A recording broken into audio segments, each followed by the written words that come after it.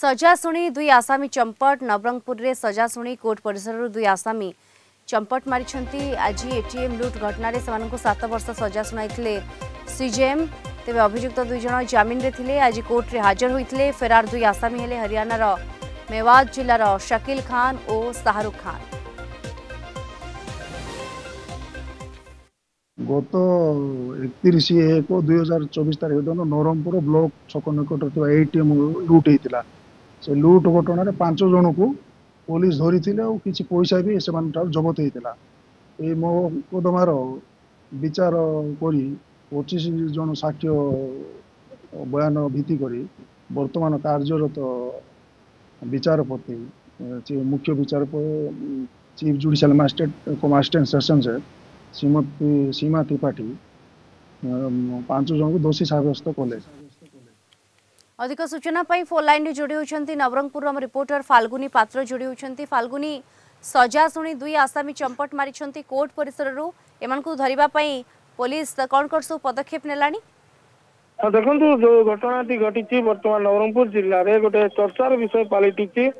सजा शुणा पर दी जन अपराधी दी जन जे एटीएम लुट घटना संपृक्त थिले से कोर्ट परिसर चंपट हो जाती। वर्तमान जिला पुलिस ये घटना को गुरुत्वर सह नहीं विभिन्न जगार खान तलाशी करुच्ची कोर्ट आखपाख गाँ गुड़िक है कि सहर विभिन्न जगार वर्तमान पुलिस तनाघना आरंभ हो गलानी अपराधी दी जन को धरवाई पुलिस अप्राण उद्यम आरंभ करछि। सबुठारु बड़ कथा है गत जनवरी मास 31 तारीख दिन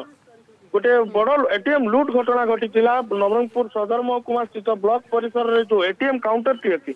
से काउंटर को गोटे बाहर राज्य हरियाणा राज्यर किसी एटीएम लुटेरा योजनाबद्ध भाव एटीएम लुट करने को चेष्टा करुले एवं पुलिस को चकमा दे खसी पड़ेला बेले गोटे जंगल भितर समस्त को काबू कर सफल होता पुलिस किंतु दुर्भाग्य से अभियुक्त मान 3 जन जेल भितर सजा काटुले आ 2 जन से हरियाणार